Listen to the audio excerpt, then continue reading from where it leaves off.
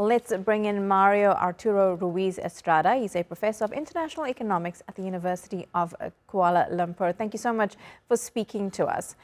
So now that we've got these stalled trade talks between Canada and the US, how is it going to affect the economies of both countries? Canada has been hard hit because of the already tenuous relationship with the United States.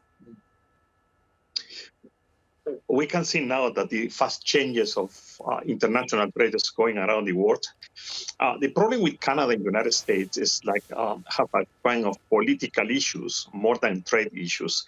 If you can see that the Prime Minister of Canada and Mr. Trump, they are disagreeing on so many points of economic issues, for example.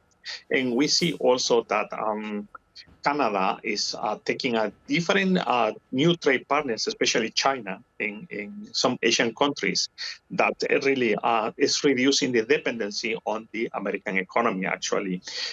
We can realize that the United States, with the new policy of protection using tariff, is killing the economy of the United States. Why? Because several times I said that tariff generate inflation.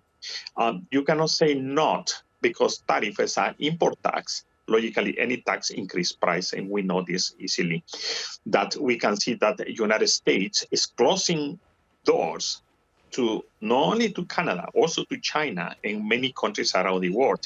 And it's not affecting only the United States, it's affecting the world economy. Canada is have hard times, especially now, because with this restriction. But now we can see that China is interacting more with Canada in Latin America, in some European countries. Yes. This is what I can see. I think we have a new restructuration of the international trade worldwide.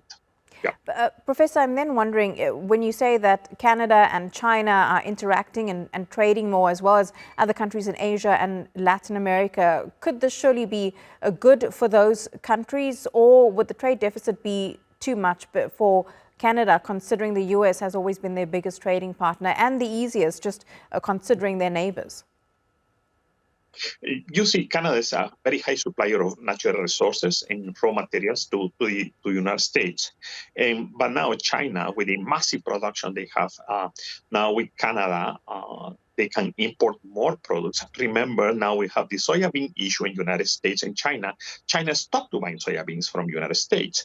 But now the soybeans is produced in Canada, Brazil, and Argentina, meaning the suppliers of agricultural products that China depends highly on agricultural products import from the United States now reduce. Now China don't need any more United States for supply soybean, for example.